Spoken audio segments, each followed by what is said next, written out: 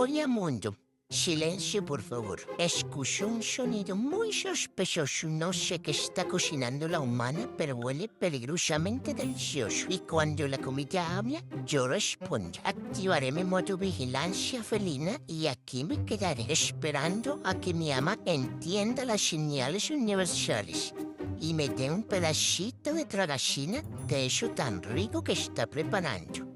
No estoy pidiendo, solo estoy supervisando, que es diferente.